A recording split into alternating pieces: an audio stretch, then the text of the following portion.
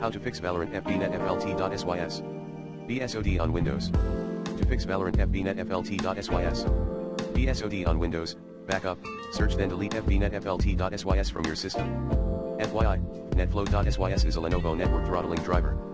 Plan B, update all your device drivers using the recommended Avast driver updater in this video guide.